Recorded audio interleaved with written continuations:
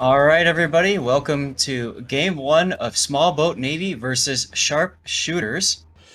For the Small Boat Navy side on Warriors Path, we are looking at Lexington, Alabama, Edinburgh, Chapayev, Fyodor, Bagration, Kidd, and Cossack. Raptor, what's Sharpshooters bringing to the table? Indeed, from the south spawn, sharpshooters fronting themselves with a Cossack and an Akizuki backed up by a Mainz and an Amalfi and a Baltimore. And then all the way at the back, we've got a North Carolina and an Alabama. I am So very interested to see how the carrier versus non-carrier plays out, Zath. We've already seen one of these today. I'm yes, we curious to see have. if this one goes in the same direction or takes a different tack.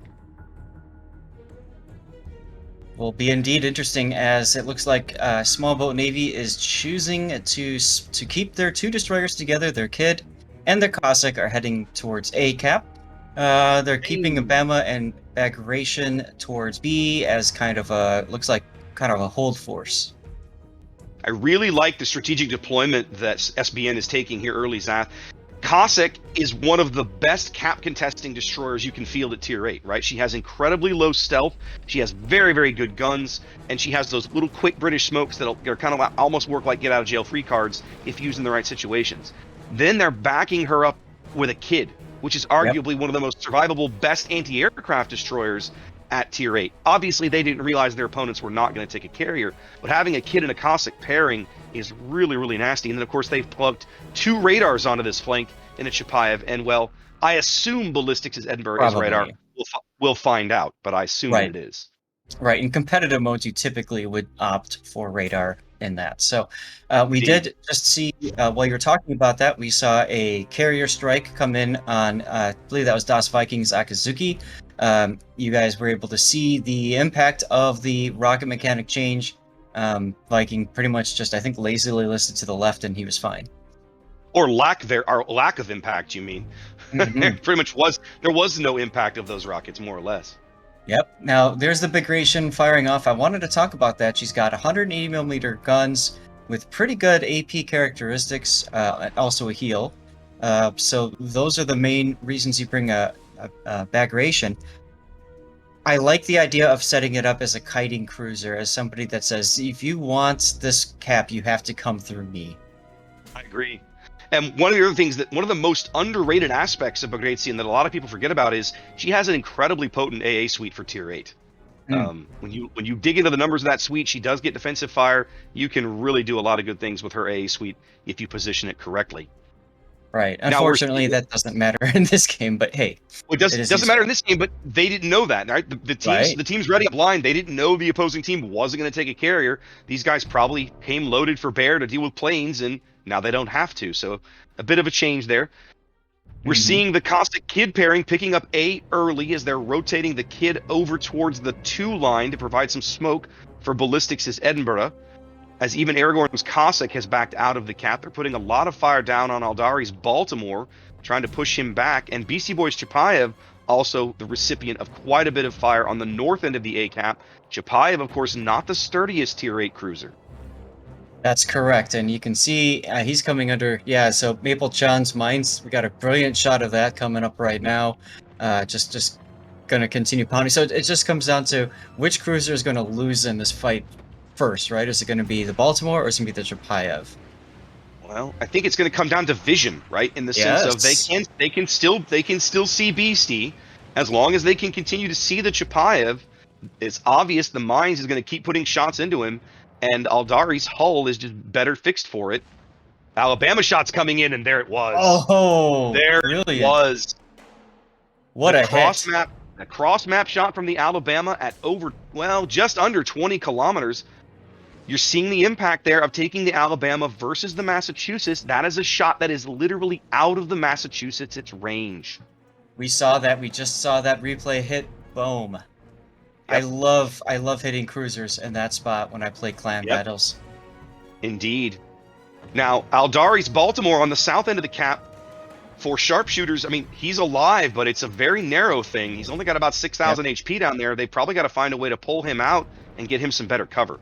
Well, he took a torpedo salvo from the Lexington, and you can see Lexington's bringing some planes back. He just dropped some friendlies over the Cossack. And now he's going to... They're HE, right? Yes. Yeah, these are Lexington's bombs are high explosive, but I mean they can still do nasty enough things to this Baltimore. He's got to land probably at least 2 of them. He does get 4 into the 4 down, puts a couple down, he gets the fire.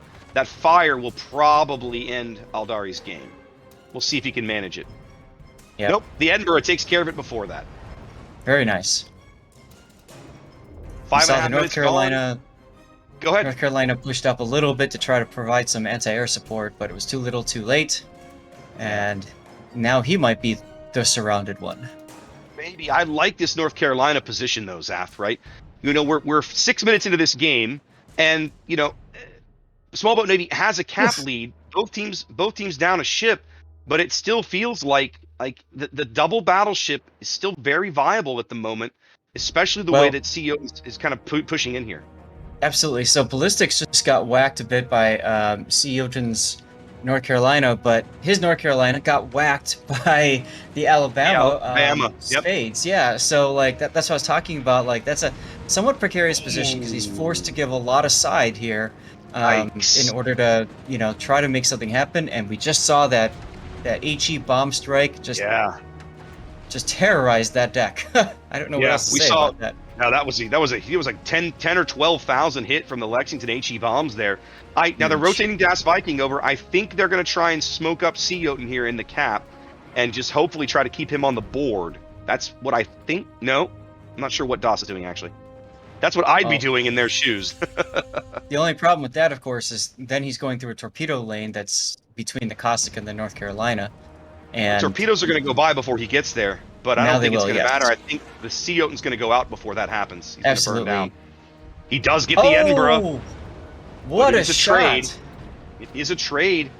Nice shot. Yeah. So now you're down to parity with battleships, 1-on-1. So we're going to see Zath, one of the things we talk about in randoms when we talk to players about the impact of carriers in random battles is the longer the game goes, the more impact the carrier has the potential to have. Right. And the carriers, the Lexington has already had a pretty solid impact this game. He's about to put some torpedoes into Das Viking. Just going to mention at least that. One? Yep. Oof, that hurts. That hurts. Hurts. This might take him out right here. It is. He's going to go down. That's it. Done. Wow. Momo Show having a great game in Lexington. Yeah, no, that was a flood. So yes, Das Viking had his DCP was down. Ouch. Yep. Now it's not before Sharpshooters does pick up the A cap, but they are upside down about 200-ish points here, upside down on ships. 8 minutes gone here in game 1. Now look at this over on the 7 line as Sharpshooters has pushed up their Bama and Amalfi.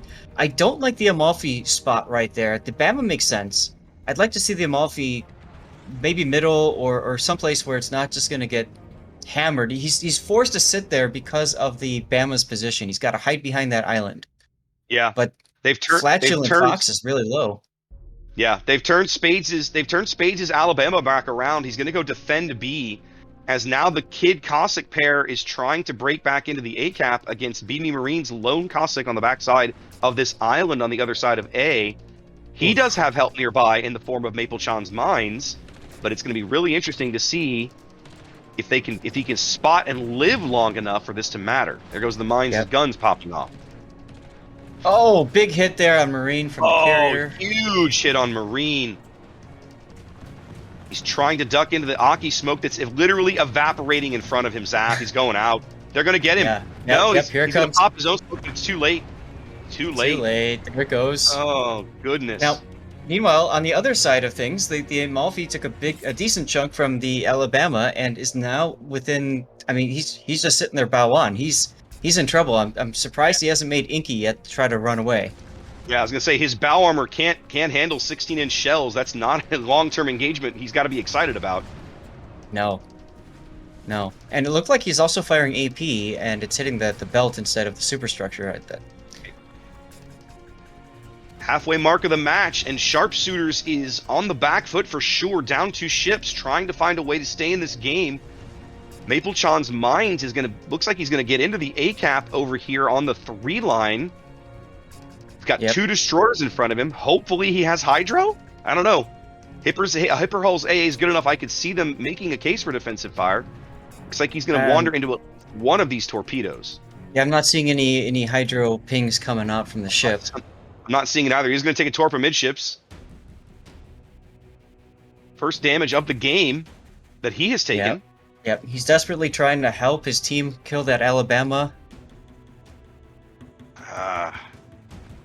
But I don't think they can kill this Alabama. I don't think they have the position or the firepower to do it. Rune of 1 is about to go down here. I think he's going to take a torpedo strike. Yep, but that didn't kill him.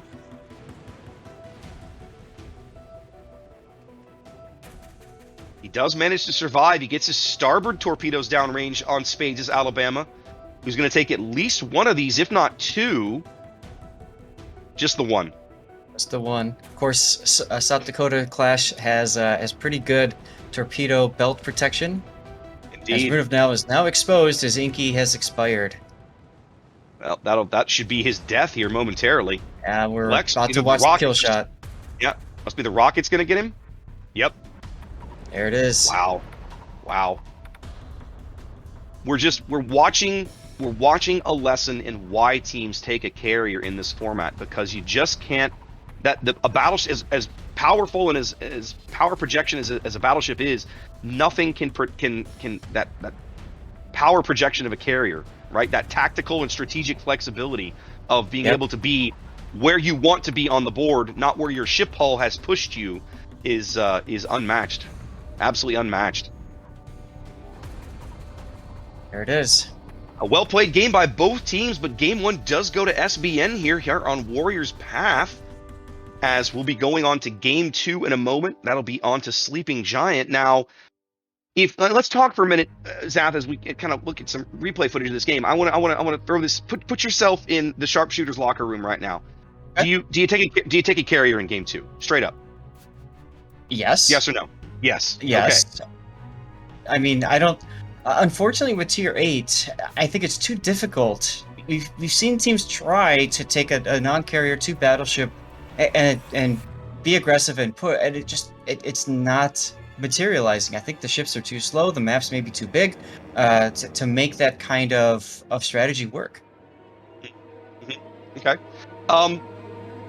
We know that Kaga is on the ban list, so you're not going to see one of those in this match. Mm-hmm. If you had to pick a carrier, what would your choice be to add a carrier into this lineup? I mean, Lexington is always going to be a strong choice. The AG dive bombers are just do terrible things to pretty much any class they run into.